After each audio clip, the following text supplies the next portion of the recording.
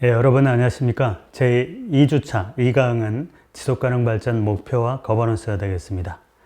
자, 지난 시간에 우리가 지속가능 발전 협의회가 무엇일까? 이것을 지속가능 발전의 개념사, 지속가능 발전의 이 개념사를 가지고 통합적인 관점을 어떻게 실현할까? 지역에서 실현할까 하는 고민이라고 했는데요.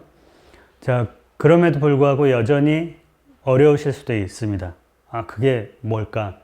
자, 그 고민이 이 지속가능 발전 목표라는 걸로 해결이 됐는데요. 오늘은 그 얘기를 드리고자 합니다.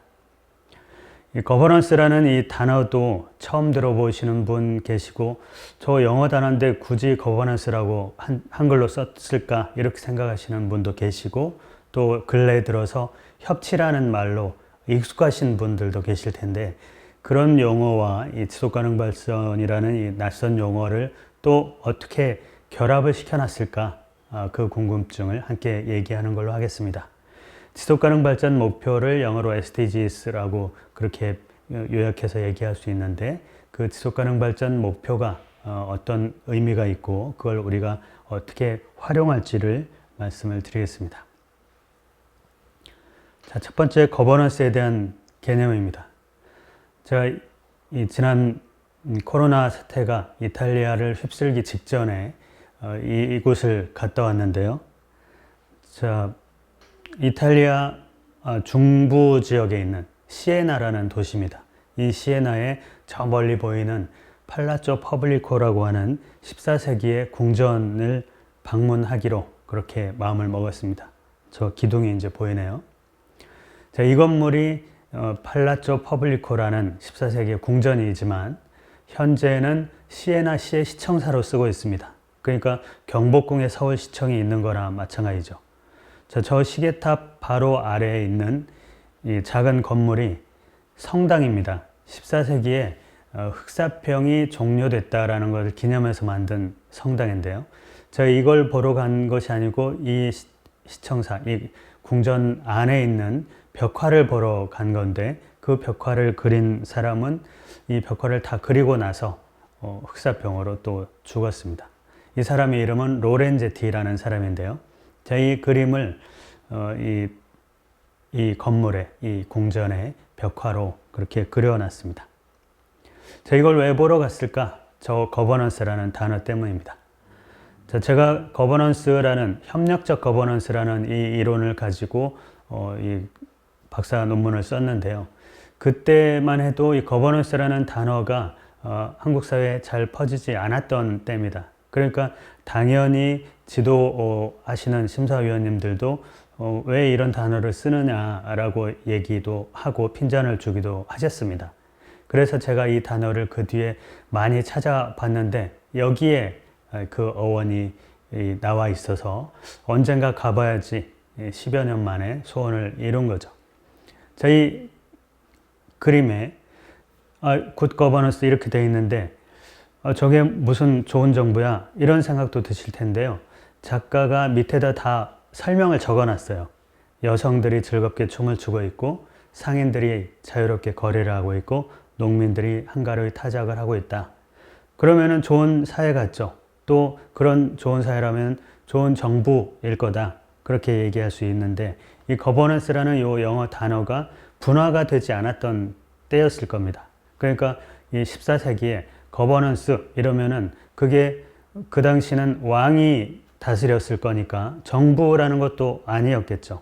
그러니까 왕이 있으니 거버넌스라는 단어가 굳이 나눠질 것도 아니고 그냥 통치 체제 뭐 이런 단어로 있었을 텐데 당연히 왕이 하는 것 이렇게 됐겠죠. 반대편에 있는 이 그림에는 나쁜 거버넌스 이렇게 붙어 있는데 저기에 머리에 뿔나 있는 저 사람이 거버넌스의 책임자였겠죠. 통치를 하는 이 군주였을 겁니다. 자, 그리고는 몇 년이, 몇십 년이, 몇백 년이 지나서 거버먼트라는 게 생긴 거죠. 공화주의, 공화정, 정부라는 게 투표로, 선거로 생겨났을 겁니다. 그러니까 그때는 또 거버넌스라는 단어를 안 써도 됐겠죠. 거버먼트가 거버넌스의 전부니까. 그러니까 좋은 정부, 나쁜 정부, 좋은 사회, 나쁜 사회, 좋은 거버넌스, 나쁜 거버넌스 이 단어가 다 똑같았을 겁니다. 그러니까 지금에 와서 우리가 거버넌스라는 이 단어를 다시 끄집어낸 거지 이 거버넌스가 위에서 하늘에서 떨어져 내려오는 건 아닌 거죠. 자, 어떤 단어였을까요? 이 거버넌스라는 단어를 한국에서는 협치라고 썼다가 공치라고 썼다가 새로운 체제 이렇게 썼다가 그냥 거버넌스라는 단어를 쓰기로 했습니다. 중국에서는 뭐라고 썼을까 제가 찾아보니까 칠이라고 썼는데요. 이 단어가 가장 잘 표현하고 있는 것 같습니다. 다스리는 이치라는 뜻이죠. 저 5,000년 전에는 다스리는 이치가 뭐였을까요? 신의 뜻에 따라서 500년 전에는 조금 전에 우리가 그림 본 것처럼 군주의 뜻에 따라서 200년 전에는 뭐였을까요? 유권자, 시민권을 가진 투표하는 시민의 뜻에 따라서 요새는 뭘까요? 투표할 때만 4년에 한 번, 5년에 한 번이 아니라 늘 우리 생활 문제를 풀어줬으면 좋겠어. 주민자치회 강화하자. 이런 거죠. 주민의 뜻에 따라서일 수도 있습니다. 그러니까 다스리는 이치가 계속 바뀌어가는 거죠. 자, 지금 지난 시간에도 이번 시간에도 지속가능 발전을 얘기하는 이유는 경제부서에 맡겨서 경제 문제 해결하고 환경부서 맡겨서 환경 문제 해결하고 거버먼트에 이 거버넌스를 맡겨서 그간에 이렇게 진행해 왔는데 더 이상은 각 부서가 그 문제를 해결하기 어려워 라든지 거버먼트 혼자서는 해결하기 어려워 그러면은 거버넌스를 다시 짜자 이렇게 됐겠죠. 그러니까 거버넌스에 우리가 주목을 하는 겁니다. 다스리는 이치가 달라지는 거죠. 자, 중국 한자에 거버넌스라는 이 한자가 7이라고 되어 있는데 제가 우리나라 소설에 이 조선왕조실록을 근거로 한 이 소설에서 7이라는 단어를 발견했으니 아마 우리 조선왕조실록이 어딘가에 또 그런 한자가 있었을지 모르겠고 우리도 과거에 이 거버넌스라는 단어 그러니까 한자로 거버넌스 단어가 있었다라는 것도 알 수가 있겠죠. 그러니까 과거에는 이 소설은 효종, 조선시대의 효종이 등극을 했을 때 송시열 제상이 첫 마디를 연 것입니다. 다스리는 이치의 기본은 인사에 있습니다. 이렇게 얘기를 한 거죠.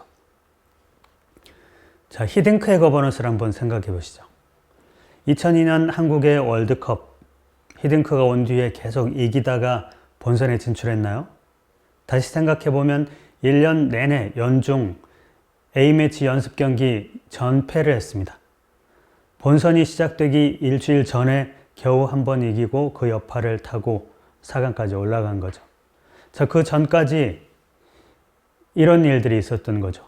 히딩크가 계속 지고 나니까 잘못 뽑아왔다. 히딩크 혼자 저 놀러 다닌다. 이런 얘기를 했고 그 전까지 한국 대표팀, 월드컵 대표팀의 거버넌스는 감독 마음대로인데 주로 학연으로 돼 있어요. 감독이 자기 출신의 이 선수들을 뽑다 보니까 박지성 같은 듣보잡은 들어올 수가 없는 거죠. 그러니까 한국 대표팀의 거버넌스로서는 도대체 월드컵에 진출하기가 어려웠던 거겠죠. 히딩크가 왔는데 그 항맥을 끊고 박지성 같은 사람들을 발굴을 했죠. 자, 그때까지 한국 대표팀의 감독들은 코치와 선수와 함께 뛰었습니다. 러닝 코치가 따로 있는데도 감독은 작전을 잘 짜면 되는데 그러다 보니 히딩크가 50일씩 유럽에 가 있던 것을 이해를 못하는 거죠. 히딩크가 왜 갔겠습니까? 휴가를 떠난 게 아니었습니다. 그 당시에 IOC 위원이었던 정몽준 회장이 내가 다 막아줄 테니까 본선에서 1승만 해다오. 이게 주문이었어요. 자, 1승만 해다오인데 우리 조는 유럽 강팀하고 짜여져 있었습니다. 유럽 팀들을 봐야 전략을 짤 수가 있죠. 비디오 판독하면 안 돼? 안 되는 거죠. 거기에서는 대형 진열만 볼 수 있을 뿐 현장을 가야 감독이 뭐라고 얘기를 하면 선수들이 뛰기 시작할까? 이거를 보러 간 거죠. 자, 50일씩 비워가면서 그 경기들을 보고 드디어 돌아와서 월드컵 본선 일주일 전에 선수들이 드디어 감독의 작전을 이해하기 시작했겠다. 이런 생각을 해볼 수 있는 거죠. 그래서 드디어 마지막 경기를 이기고 4강까지 올라간 거죠. 그냥 기운이 모아지었다라고 생각할 수 없는 겁니다. 그만큼 지금은 거버넌스 자체가 중요하다라는 거죠. 정부에 맡기면 되고 대통령에 맡기면 되고 시장에 맡기면 되는 시대가 아니고 문제의 영역이나 문제의 성격이나 너무 복잡해지고 다양해지고 풀기 어렵기 때문에 정부 혼자, 시장님 혼자, 대통령 혼자서는 풀 수 없다라는 것이 이 거버넌스를 다시 들여다보자라는 그 의미입니다. 자, 문제의 영역들을 제각기 봐서는 안 되겠다. 그래서 통합적으로 보자라는 것이 지속가능 발전이라는 뜻이었는데요. 자, 우리가 전 시간에 9개 주요 그룹이 모이고 또 최근에 와서는 M고수, 더 많은 이해 당사자들이 모이는 그걸 필요로 한다라고 얘기했죠. 그게 거버넌스입니다. 기존에는 거버넌스, 그러면은 각국의 대표들이 자기 정부 정책을 펴나가면 되는 것, 이렇게 했지만, 그래가지고는 현재 지구의 여러 위기들을 극복할 수가 없기 때문에 좀 더 다양한 그룹들이 모여서 이 거버넌스 틀 안에 들어와가지고 새로운 협력 구조를 만들어내야 이 지속가능 발전을 이룰 수 있습니다. 그 얘기거든요. 그러니까 지속가능 발전을 이루는 틀은 거버넌스를 다시 구성하는 거다. 그렇게 볼 수 있는 겁니다. 그래서 협치라고 하는 것이 협력적인 원리로 다스리는 것, 협력적 거버넌스 이렇게 보는 건데, 다양한 그룹들이 모여 있으면 서로 십시일반 서로 협력을 잘 해야 문제를 해결하는 거죠. 자, 2000년 9월에 유엔이 새로운 천년을 맞이해서 새천년 개발 목표라는 8개 목표를 이렇게 설정했었습니다. 그리고는 2001년부터 2015년까지 이 목표를 달성하자 이렇게 된 거죠. 저희 MDG라는 것은, 이 새천년 개발 목표라는 것은 여러분 중에 들어보신 분이 더 드문 단어입니다. 이 목표들을 보시면 극단적인 빈곤, 기아근절, 보편적 초등교육 달성, 말라리아, 에이즈. 이건 우리 문제 아니구나. 금방 이런 생각이 드실 겁니다. 자, 새천년 개발 목표라고 했듯이 유엔 차원에서 국제개발 협력을 하는데 후진국들, 저개발국들을 도와서 이런 문제들을 해결해야 되겠다. 그런 결의라고 볼 수 있겠죠. 자, 15년간의 목표 연도를 두고 이 8개 목표를 집중해서 유엔이 관심을 기울였습니다. 자, 2000년 15년이 끝나는 거니까 2000년 15년 9월에 유엔에서 다시 모였겠죠.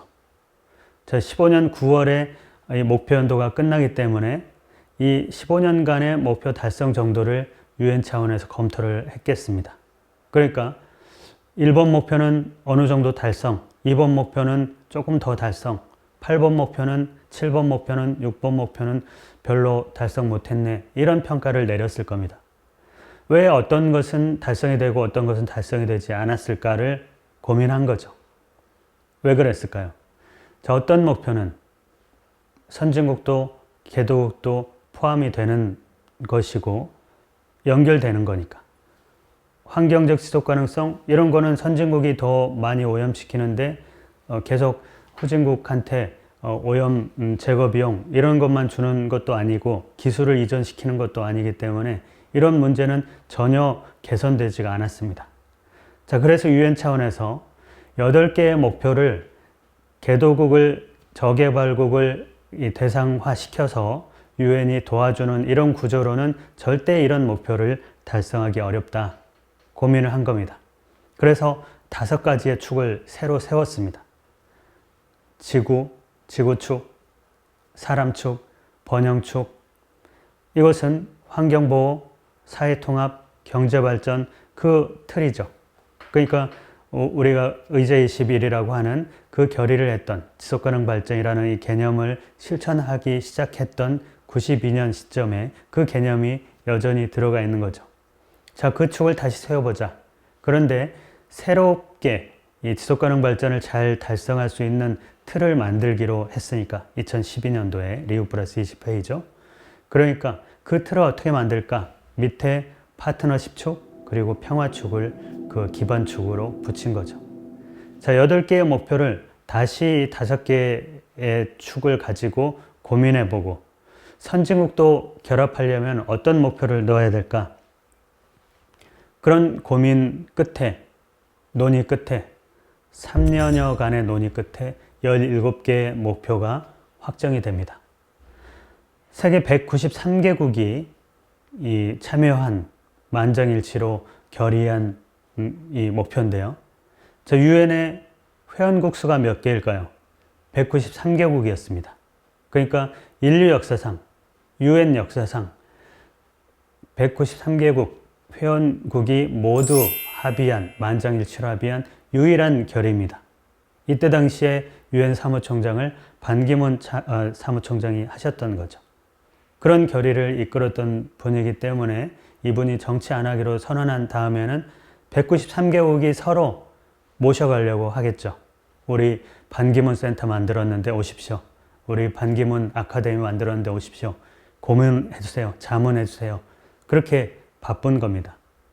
자, 우리 미세먼지, 기후위기 문제 이런 거 우리가 답은 알고 있으나 우리가 더 저렴한 에너지에서 끊지 못하고 또 이 정치인으로서는 뭔가 다른 조치를 취하면 이 소비자로서 시민으로서 여러 불만이 나올까봐 유권자들의 표가 떨어질까봐 쉽게 얘기 못하는 거죠. 그래서 반기문 유엔 사무총장에게 기후환경회의 의장을 맡겼던 그런 의미도 저는 그 맥락에 있다고 봅니다. 자, 193개국이 합의를 했으니까 17개의 목표라는 것은 17개의 범주고요.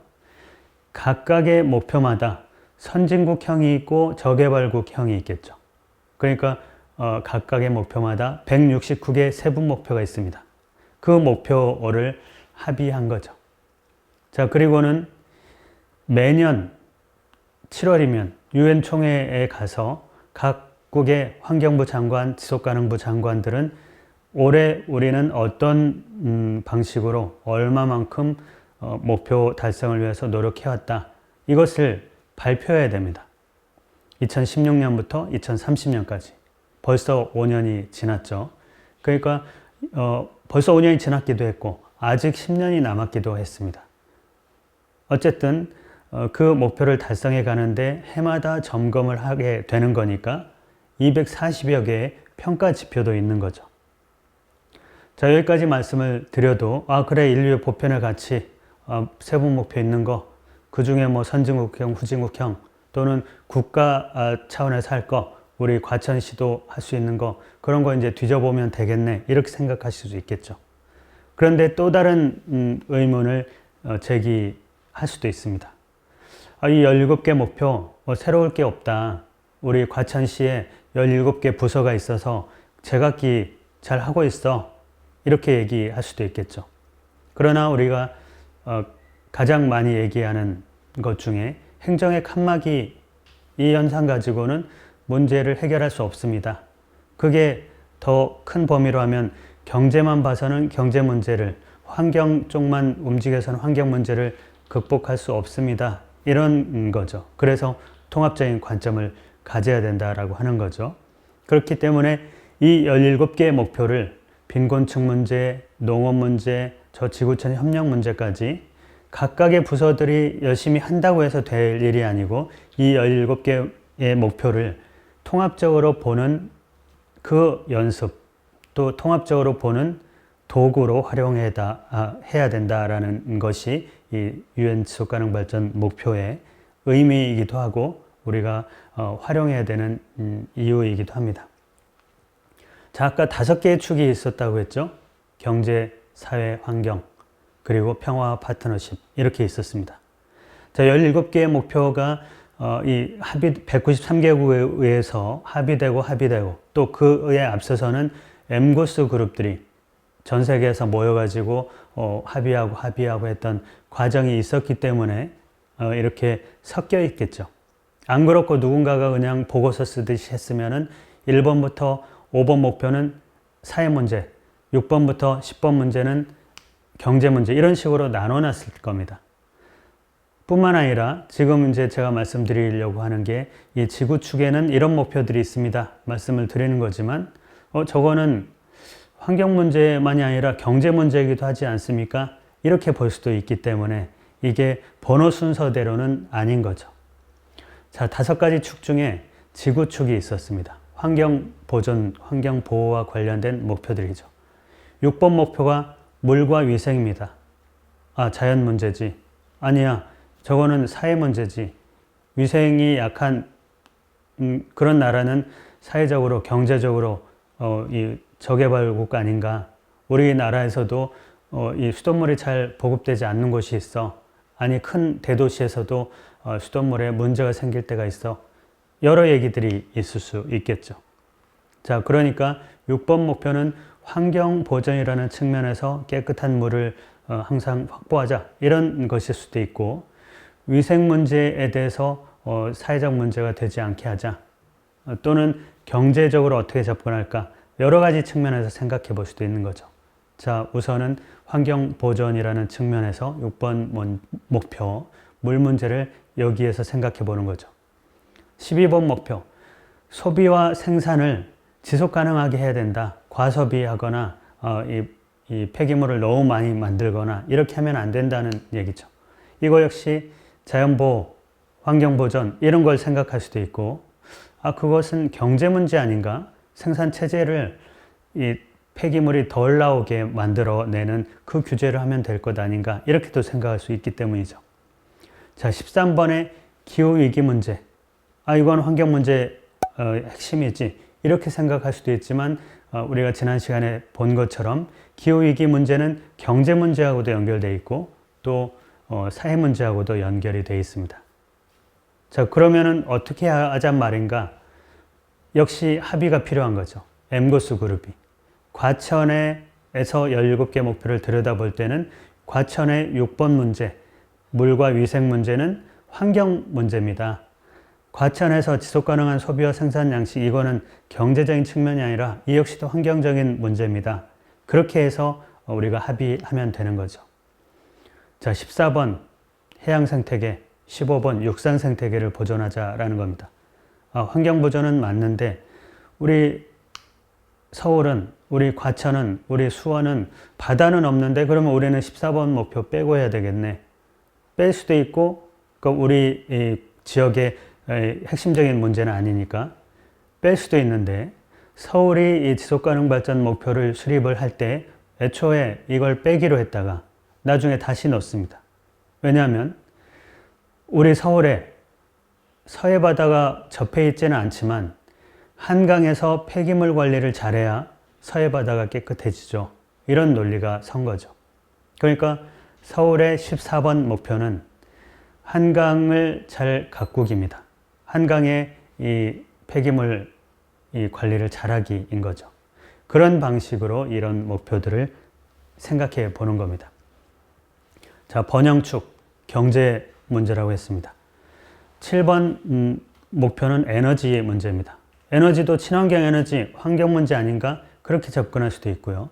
자, 에너지라는 게 친환경 에너지를 만들어내는데 적정 간격으로 우리가 유지를 해서 그 에너지 가격, 당장의 가격이 조금 높아가지만 실제로 이 원전이라든지 또 석탄 에너지라든지 폐기물을 더 오래 남기는 또는 건강에 안 좋은 그런 구조는 또 같이 신경 써야 된다. 이렇게 접근할 수 있기 때문이죠. 자, 8번의 양질의 일자리. 일자리 경제 문제지 라고 얘기할 수도 있고, 또 다른 측면에서 이건 사회 문제지 이렇게 접근할 수도 있지만 8번 목표에 들어가 있는 게 경제 성장을 하되 포용적인 성장을 하자, 사회 문제도 고려하자, 양질의 일자리다, 이런 게 경제에 초점을 더 맞추고 있는 것 같기는 하죠. 9번에서는 회복력 있는 인프라, 혁신, 산업화 이런 겁니다. 과거 방식으로 산업화, 무조건 이 환경 오염이 되든 말든 앞만 보고 가는 게 아니고 회복력 있는 인프라를 구축해야 된다. 산업화가 회복력이 있어야 된다. 이 얘기가 최근에 우리가 많이 얘기하고 있는 그린 뉴딜 같은 거죠. 거기에 로컬자까지 붙여보면 어떨까요? 로컬 그린 뉴딜. 정부의 뉴딜이 과거의 미국의 뉴딜처럼 단지 그냥 일자리만 만들어내는 게 아니라 중장기적으로 우리 환경과 사회와 경제를 지킬 수 있는 그런 방식의 이 일자리, 인프라가 되도록 하자. 그렇게 가자라는 거고요. 그걸 우리 지역 차원에서 받아들인다라고 하면은 이 인프라라는 것을 생활 SOC로 한번 생각해 보자.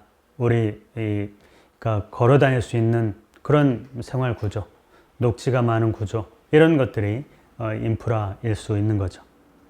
불평등 문제, 이것도 경제 문제가 아니라 사회 문제지, 이렇게 볼 수도 있고요. 앞서 우리가 환경 문제로 봤던 이 소비와 생산 문제, 경제 문제로 볼 수도 있습니다. 그러니까 UN 차원에서 사람 축에는 이러이러한 목표가 들어가 있습니다. 그렇게 찍어가지고 보급한 건 아닌 거죠. 합의하다 보니 우선순위를 놓고 보니 그렇게 맞춰진 거죠. 뒤늦게가 아니죠. 그 이후에 실천하는 과정에서 여러 아이디어를 짜다 보니까 사회 통합 문제에는 이러이러한 목표가 있습니다. 이렇게 이제 우리가 논의를 하는 거죠. 빈곤 문제, 기아 문제, 건강 문제, 교육 문제, 성평등 문제 다 사회 문제 같죠. 도시와 거주지 문제, 그거는 이 경제 문제 아닌가? 그거는 사회 문제 아닌가? 그렇지 않고 도시의 녹지 공간을 많이 만들어야지 환경 문제 아닌가? 여러 가지로 얘기를 해볼 수가 있을 겁니다. 자, 그리고 기반이 되는 걸로 평화, 파트너십 이렇게 말씀드렸죠.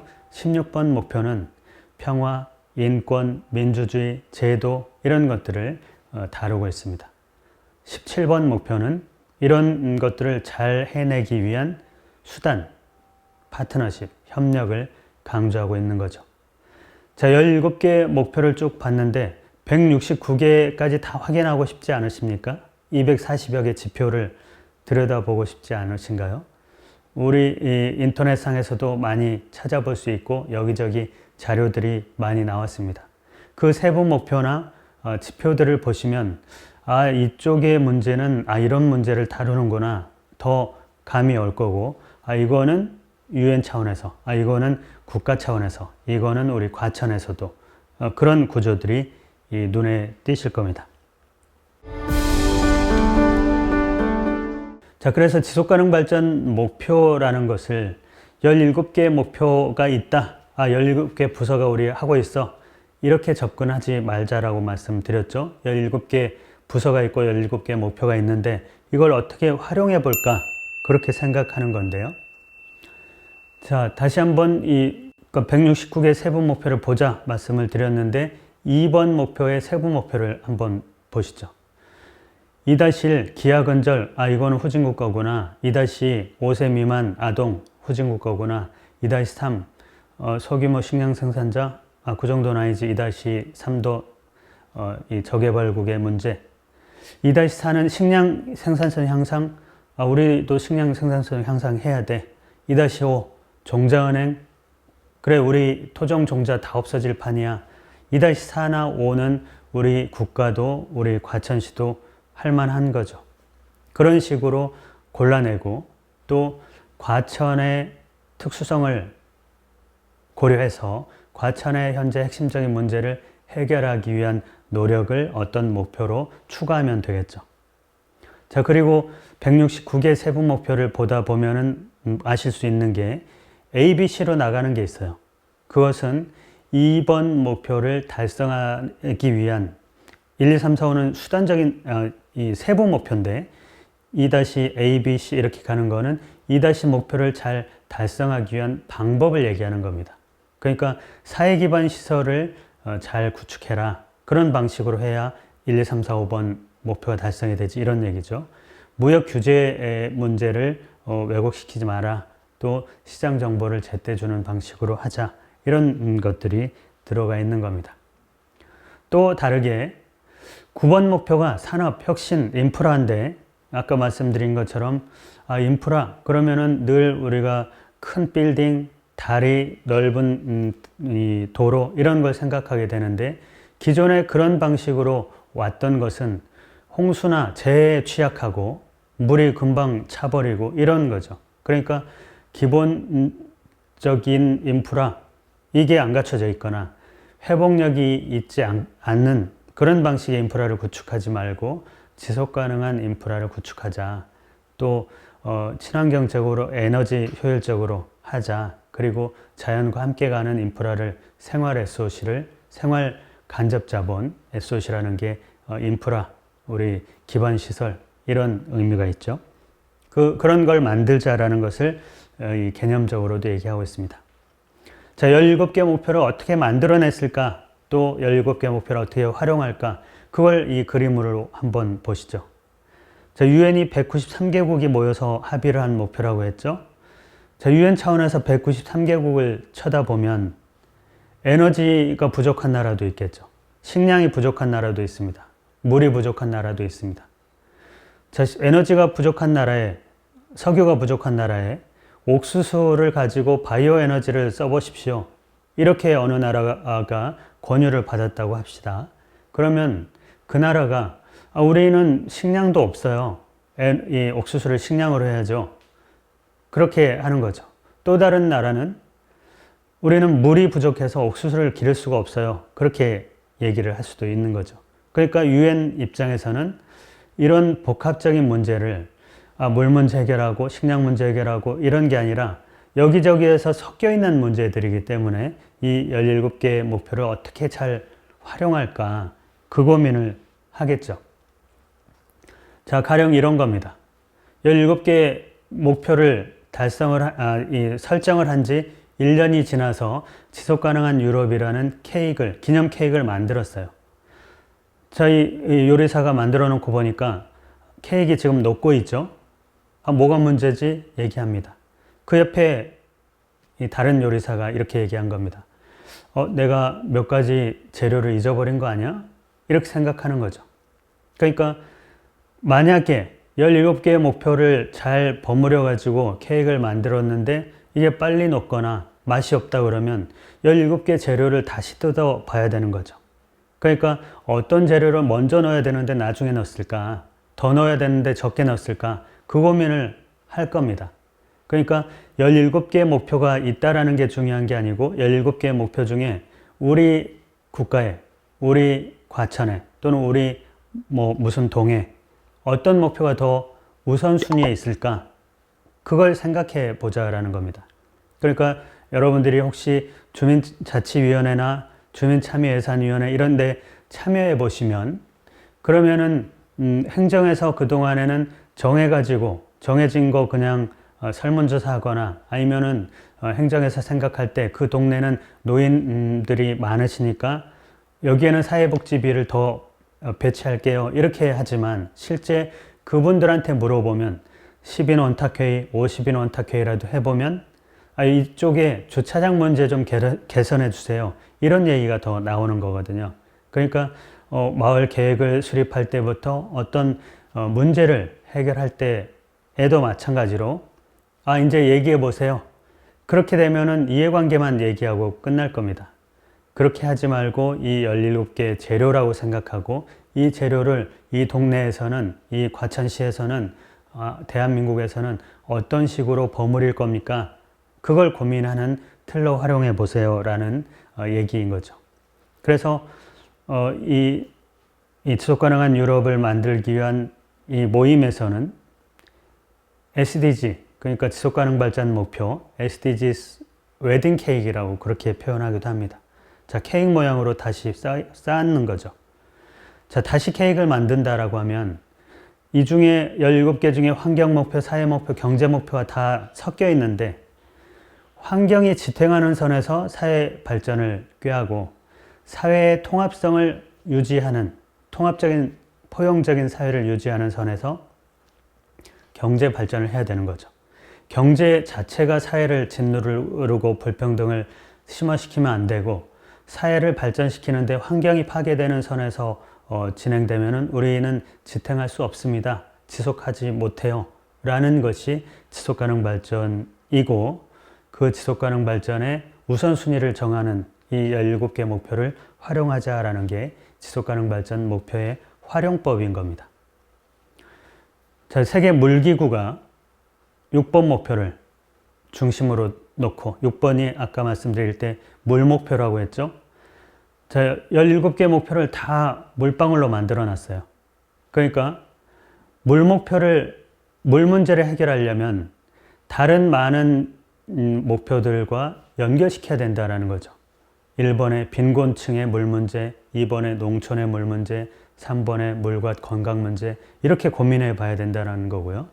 또 6번 물 문제를 들여다볼 때도 물만 보면은 해결이 안 되는 거죠. 아까 14번, 서울의 14번 지속가능발전 목표, 한강에서 잘 폐기물을 관리해야 서해가 깨끗하지, 그렇게 해서 해양 목표를 설정한 것처럼 물도 마실 물에서부터 폐수에 이르기까지 있지만 폐기물 관리도 있고, 또 재해가 났을 때 이 홍수를 어떻게 극복할 건지, 이런 것들도 다 물 문제로 연결시켜서 생각을 해봐야 물 문제를 해결할 수 있다라는 그 구조를 갖고 있습니다. 자, 여러분들이 많은 이 정부 문서에서, 과천시의 문서에서 이런저런 지표도 보고 이런저런 전략이나 계획들 많이 보셨을 겁니다. 아, 뭘 또 만들었어? 이게 아니고, 이 가운데 있는 이 그림들은 캐나다의 웰빙 지수입니다. 캐나다 사회가 웰빙 수준이 어떻습니까를 자기들이 측정해 보는 그런 지수인데요. 그 가운데 있는 것들이 그 지수를 이루는 지표들인 거죠. 첫 번째 지표가 지역사회 활성화라고 되어 있죠. 자, 지역사회가 활성화되려면 UN 지속가능발전 목표, 캐나다의 지속가능발전 목표 1번, 3번, 4번, 5번, 10번, 11번, 15번, 16번까지 가죠. 16번 목표까지가 잘 달성이 되면 캐나다의 지역사회가 활성화되고, 그러면 캐나다의 웰빙 수준이 높아집니다. 그렇게 연결해 보는 거죠. 이것이 기존에 어떤 목표를 갖고 있거나 어떤 지표를 갖고 있거나 어떤 이 시정 목표, 뭐 어떤 중장기 계획을 갖고 있든지 간에 연결할 수 있는, 그래서 연결해서 잘 활용할 수 있는, 기존에 캐비넷에 들어있는 많은 목표, 많은 계획, 많은 보고서들이 있을 텐데 이 목표 체계를 이런 식으로 잘 활용해 보면 그런 지점들을 연결해서 부서들 간의 협업도 좀 생각해 보고, 또 단체들도 이 각각의 목표들이 있겠지만 단체들끼리도 연결해 보고, 그 플랫폼을 우리 지속가능발전 협의회가 준비하겠다라는 것입니다. 자, 어떻게 하면은 목표를 연결할 수 있을까? 우리 과천시에 지역 행사가 너무 많아요. 이 문제를 어떻게 해결했으면 좋겠습니다. 모여서 얘기해 보십시오. 그러면 중구난방이 될 가능성이 높지만, 그 지역 행사가 경제적으로는 어떤 영향이 있을까요? 사회적으로는 어떤 영향이 있을까요? 환경적으로는 어떤 영향이 있을까요? 그 영향에 어떤 영향들이 또 영향을 줄까요? 그렇게 논의하기 시작하면 모인 사람들이 목소리 높이러 왔다가 고민하기 시작하는 거죠. 자, 딸기 축제를 할까 말까요? 라고 논의를 하는데 계속 얘기해 보는 겁니다. 그거 귀찮으니까 하지 맙시다. 이게 아니라, 딸기 축제를 하고 나면 쓰레기가 많이 생기니까 위생 처리가 분명해야 됩니다. 딸기 축제는 지역 문화에 기여하는 거니까 우리 교육 차원에서도 반드시 해야 됩니다. 관광에도 도움이 되겠네요. 지역 경제를 활성화하는데 도움이 될 겁니다. 자, 이렇게 얘기하면 여기에 쓰레기 문제, 위생 처리 문제는 11번, 12번 목표, 지역 문화나 교육 문제는 4번 목표, 8번 목표, 관광이나 지역 경제는 8번이나 9번 목표, 이렇게 들어가 있을 겁니다.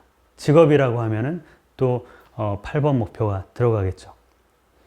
그렇게 되기도 하고, 이런 식으로 해놓으면 그러면 이 딸기 축제는 저 문화부서만 할 일, 이렇게 생각했는데 쓰레기 문제, 위생 문제 환경부서도 오세요. 교육 문제, 지역 문화 문제 저 문화재단도 오시고 문화원도 오십시오. 교육부서도 오십시오. 지역 경제, 산업과도 와야 되겠습니다. 전체 부서가 함께 논의를 해서 역할 분담을 하든지, 아니면 그게 너무 손해다, 자원 낭비다. 그러면 요번에는 딸기 축제는 하지 맙시다. 이렇게 갈 수 있도록 하자라는 겁니다. 그래서 어떤 현안이든지 간에 그 현안을 함께 풀 수 있는 도구로 활용해 보자. 이 현안을 풀려면 이 현안 노인 문제니까 노인 부서만, 이 현안 여성 문제니까 여성 부서만이 아니라 그 핵심적인 문제를 해결하기 위해서는 1번 목표하고도 연결시키고 8번 문제도 해결해야 되고 16번에 해당되는 일을 하고 있는 부서도 와야 됩니다. 이런 구조로 연결을 시켜야 통합적인 관점이 되고 협력적인 거버넌스를 구성할 수가 있고 지속가능 발전을 이뤄낼 수 있겠다라는 거죠. 자, 우리 지역에서 이제 지속가능 발전 대학을, 시민대학을 한다. 그럼 거기 가서 배운 사람, 저 평생교육원에 가서 배운 사람, 여러 분들이 있겠죠. 사회복지협의체가 우리 지역사회 보장계획 만들었는데 만들죠. 여성 기본계획이 있습니다. 청년들이 모여가지고 자기들 미래를 얘기하던데요. 여러 가지가 있을 수 있습니다. 주민자치회가 마을계획을 만들었어요. 이걸 통합적으로 생각하는 것도 이 틀일 수 있습니다.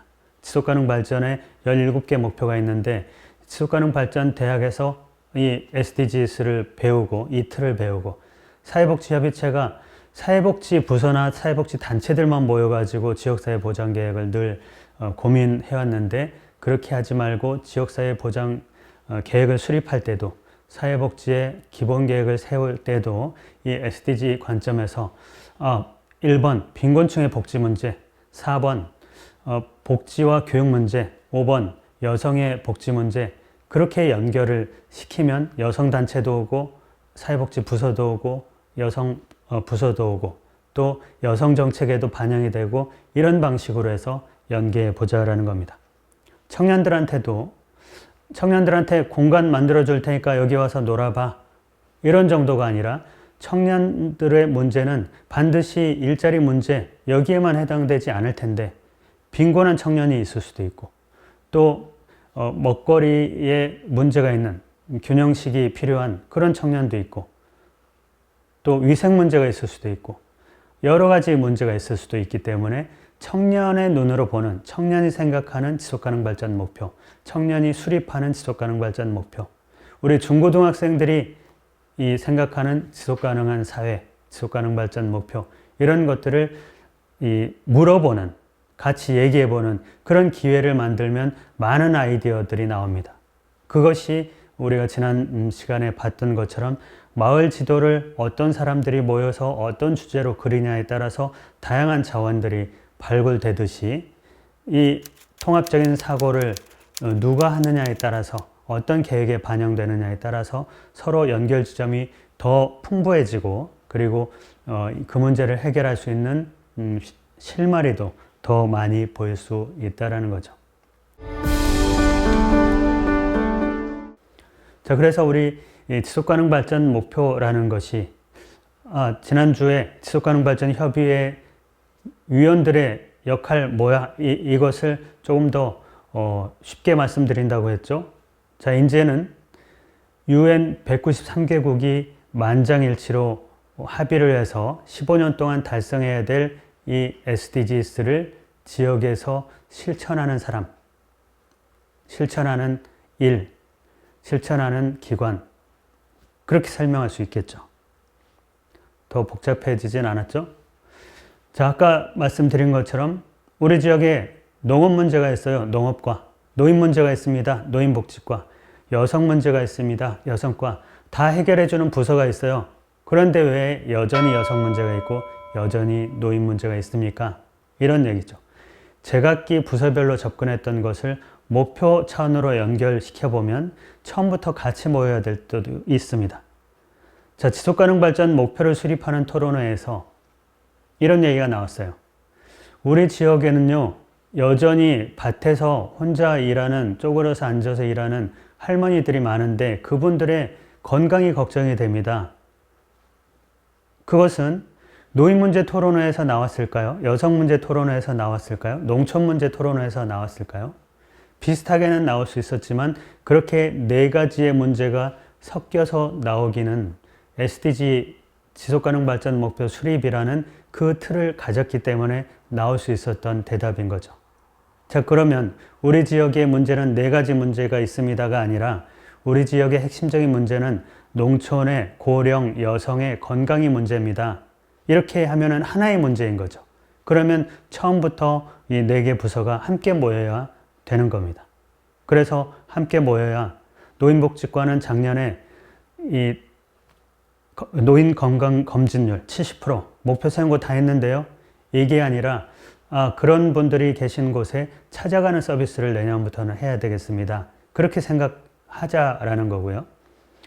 여성 문제, 또 건강 문제, 보건소가 작년에 보건지소를 2개 세우는 게 목표, 달성했는데요. 이게 아니라 사람들 많은 곳은 병원도 있고 그러니까 보건지소는 저 밭일을 하는 드문드문 집이 있는 그런 곳에다가 출장소를 둡시다. 이런 대안을 세울 수도 있게 하자라는 겁니다. 자, 주민공론장 많이 생겼습니다. 주민참여예산제부터 주민참여제도들이 많아졌어요. 그런데 그때마다 다녀오면은 공허하거나 아니면 이해관계 다툼이 돼요. 주민참여예산제는 특히나 내가 어떤 정책을 제안하고 싶은데 늘 한 200만 원 정도로 CCTV 다는 거 이 정도에서 논의가 끝나는 것 같죠. 그래서 은평구에서는 주제를 뽑는 토론을 하자. 그렇게 해서 이 주민참여예산제와 또 협의회가 함께 이 회의를 했습니다. 어떤 주제를 뽑을까? 7개 주제를 선택을 했는데 미리 이 지속가능 발전 17개 이 틀을 가지고 주민들한테 설문조사를 한 거죠. 그래서 그 주제를 취합을 해서 7개 주제를 가지고 논의를 했는데요. 자, 상위 17개 중에 6개가 상위에 들어왔는데 양질의 일자리 확대부터 지속가능한 소비와 생산 양식 나왔죠. 6개의 주제를 뽑고 또 늘 은평구에서 얘기할 때는 우리는 1인 가족이 많으니까 1인 가구의 삶의 질 향상을 한번 생각해 봅시다. 그렇게 해서 추가해서 7개의 주제로 이 토론장을 만든 거죠. 그냥 모였을 때는 우리 동네 뭐 해주세요 이렇게 나왔을 텐데 이렇게 주제로 모이면 정책 의제를 얘기하게 돼 있습니다. 이해관계보다. 그렇게 구성을 해본 거죠. 자, 종로구에서 민선 7기의 공약과제가 있고 건강도시 정책이 있고 지역사회 보장 정책이 있는데 제각기 부서별로 자기들만 아는 계획이거나 캐비넷에 들어가 있거나 그랬을 텐데 17개의 목표랑 어떻게 연결되는지 더 많이 연결되는 지점을 포착해서 그걸 가지고 종로구 지속가능 발전 목표를 수립을 했습니다. 그래서 17개 목표에 종로의 목표를 붙였는데요. 그러면서도 특히 종로구의 문제는 3번, 8번, 11번, 12번, 13번 이 목표에 중점적으로 집중을 해야 되겠습니다. 그렇게 논의하면서 따진 거죠. 자, 목표 구조라는 것을 다시 한번 좀 더 쉽게 생각을 해 보시죠. 자, 목표 9988234 무슨 뜻인지 아시나요? 99살까지 팔팔하게 살다가 2, 3일 내에 죽자 이런 목표인 거죠. 자, 어떻게 하면 99살까지 팔팔하게 살까요? 시름시름 앓지 않고. 자, 그래서 하루에 30분씩 운동을 해야 되겠다. 점심을 좀 덜 먹어야 되겠다. 그렇게 목표를 잡아요. 자, 하루에 30분씩 운동을 하면 99살까지 살 수 있나요? 점심을 굶으면 99살까지 팔팔하게 살 수 있나요? 자, 저것은 목표로 가는 중간의 이 성과이거나 중간의 습관이거나 중간의 일일 뿐이지 궁극적인 목표는 99살까지 팔팔하게 살려면 근육량이 많아서 내 두 다리를 강하게 버텨줘야지 이런 것일 수 있는 거죠. 자, 목표를 그렇게 잡아야 하루 30분 했으니까 이제 놀아야지 이런 게 아니라 근육량을 계속 측정해 보고 내가 근육을 더 기르려면은 걷기 말고 조금 더 다른 운동을 해야 되겠다. 그렇게 생각할 수 있으면 내일은 다음 달에는 1일 30분 운동 말고 다른 방식의 생각을 하겠죠. 그 구조를 만들자는 겁니다. 종로구가 지속가능 발전 목표를 수립하면서 이를테면 건강하고 행복한 웰빙 도시 목표가 있습니다. 자, 운동하는 도시를 실현하자 이런 이 과제가 있어요.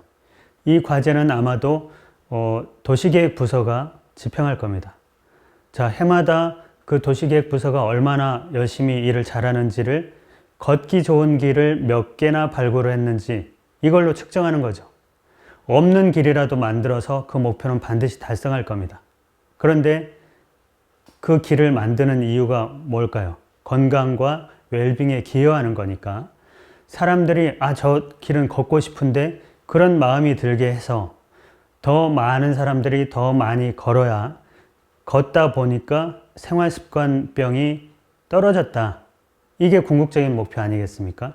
계속 길을 뚫는 그 자체가 목표가 아닌 거죠. 그거는 수단일 뿐입니다.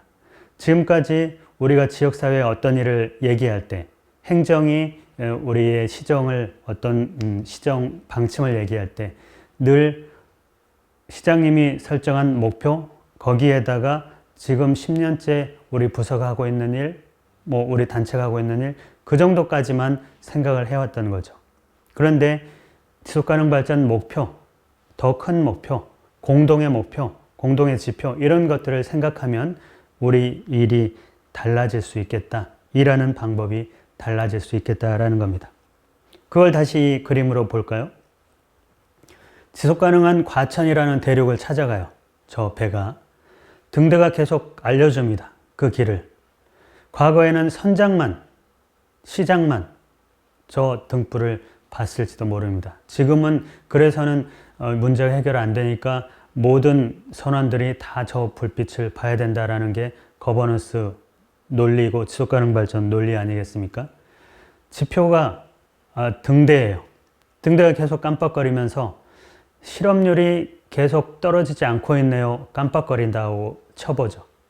자, 저 배에 있는 경제라는 노를 적고 있는 경제부서가 저걸 계속 볼 때 우리가 지난 10년 동안 재취업 희망자를 교육하는 게 일이었고 교육생 수가 연간 100명씩 1000명이 됐는데 아직도 실업률이 떨어지지 않다니 그걸 봐야 된다는 거죠. 그러면 내년도에 추가적인 일을 하자라는 게 아니라 그 깜빡거림을 보고 내년에는 재취업 희망자 교육 좀 줄이고 중소기업 인턴십을 늘려볼까? 그런 방식으로 생각하게 만들자라는 것이 이 지속가능 발전 체제입니다. 자, 옆에 환경이라는 노를 적고 있는 환경부서는 우리 사명은 폐기물 잘 관리하는 건데 저 등대를 계속 보니까 우리 폐기물도 관리하지만 내년도에는 환경 일자리 만들 수 있는지 볼까? 자원순환으로 개념을 바꿔볼까? 그렇게 생각하게 만들자라는 것이 이 지속가능 발전 행정체제의 그 모양, 모습이다라고 볼 수가 있습니다. 종로구 사례를 다시 한번 보면요. 1번 목표가 복지 사각지대를 해소한다. 그렇게 하려면 어떻게 할까? 세부 목표가 마치 전략 같은 거죠. 경제 자립을 지원한다. 쪽방촌의 생활 개선을 한다. 그러면 그런 일들이 잘 됐는지를 보는 것은 물론 1년 사업해가지고 되진 않겠죠. 여러 부서들이 3, 4년 쌓아야 노인 취업률도 높아지고 한부모 가구 비율도 계속 관리가 되겠죠. 그런 지표를 설정을 해 놓은 겁니다. 자, 부서의 업무를 어떻게 연결시킬까? 13번 목표가 기후위기 대응인데 세부 목표, 전략이라고 할 수 있는 게 온실가스를 감축하자. 그러면은 승용차 마일리지제를 교통과가 운영하겠습니다. 또 에너지 목표 관리제를 환경과가 하겠습니다. 과거의 방식으로는 우리 부서에 있는 공무원들이 나는 무슨 국에 소속되어 있는 환경과의 내 업무 이렇게 생각했던 거죠. 교통행정과는 나는 무슨 국의 교통행정과의 내 업무 이렇게 생각했던 거를 거꾸로 기후위기라는 목표를 달성하기 위해서 기후위기에 대응하기 위한 숨쉬기 좋은 도시를 만든다는 목표에 달성하기 위한 전략 온실가스 감축이라는 전략에 기여하고 있는 내 업무 이렇게 생각하자는 거죠. 그렇게 해야 환경과와 교통행정과가 협업을 할 수도 있는 기회가 생기지 않겠습니까? 지역에서 볼 때도 지역 일은 주민자치과가 하는 거 아니야? 그렇게 생각할 수 있지만 마을 단위, 주민 단위에서 보면 도시농업도, 웰니스 센터도, 작은 도서관도, 친환경 보도로 교체하는 것도 모두 다 마을에서 이루어지는 일이니 이런 관점에서 하면은 마을에서 일을 할 때 여러 부서들이 같이 볼 수도 있겠다라는 거죠. 자, 그런 구조로 가면 종로구는 지속가능발전 목표를 수립해놓고 행정이 이제 열심히 일을 하지만 주민실천단이나 지속가능발전위원회 또는 서울은 협의회가 없어서요. 거기에서 모여가지고 그러면 행정이 열심히 일을 하는데 우리도 어떤 목표에 기여할 수 있는 민관 협력 사업을 한번 생각해 보자. 우리 민간끼리 같이 실천할 수 있는 사업을 생각해 보자. 그런 틀이 만들어진다라는 것이죠. 자, 시간이 많이 됐습니다만은 간단히 마무리 말씀을 드릴 텐데요. 자, 우리가 지속가능발전 목표, 지속가능발전을 이렇게 추진해 왔고 모든 것을 통합적으로 고려해야 됩니다. 라는 이것을 코로나 이 사태가 한꺼번에 얘기를 해줬습니다. 자, 우리는 어떻게 극복해야 할까요? 유발 하렐이라는 역사학자가 한국에서 배우자 이렇게 얘기를 했는데 코로나는 언젠가는 지나갈 겁니다. 그런데 지금 우리가 뭔가를 준비하지 않으면 코로나 이후 세계가 어떻게 될지 몰라요. 지금 우리가 바뀌어야 됩니다. 한국은 이렇게 바뀌고 있어요. 얘기하고 있습니다. 온라인 교육이 보편화되고 있습니다. 그런데 이것은 단지 오프라인에서 모여서 하던 거를 수단만 온라인으로 바꿨다. 그 정도의 매체를 바꿨다는 것을 넘어서야 되는 거죠.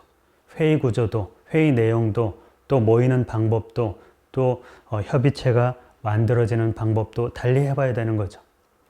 자, 기본소득 전 세계에서 여기저기에서 실험적으로 많이 해왔는데 한국은 전 국가적으로 갑자기 해버렸죠. 자, 기본소득을 갖고 돈을 더 주네 마네 이런 논의를 하고 있으면 안 되는 거죠.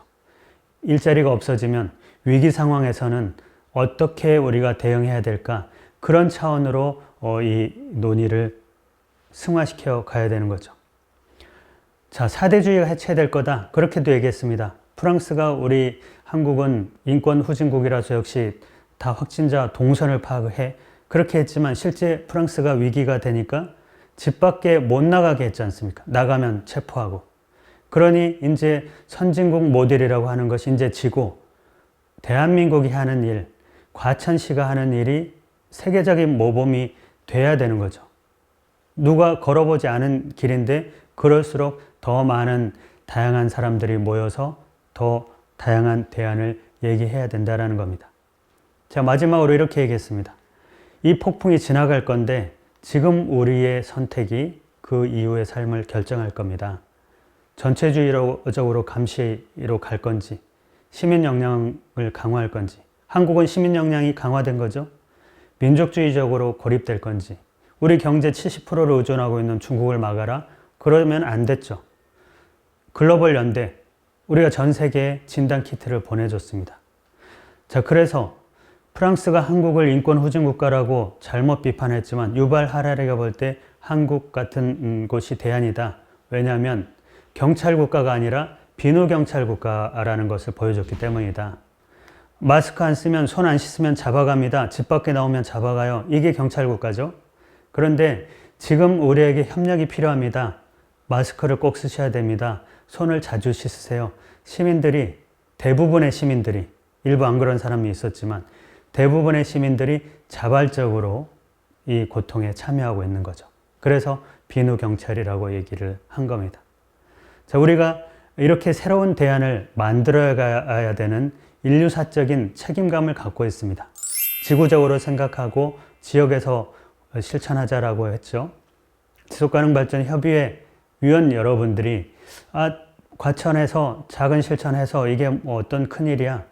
그것 자체가 큰일이 아니라 모이고 모여서 아주 큰 모범 사례가 되는 거고 우리 생활을 바꾸는 거다라는 말씀을 드리면서 이만 마치겠습니다. 여러분 수고하셨습니다.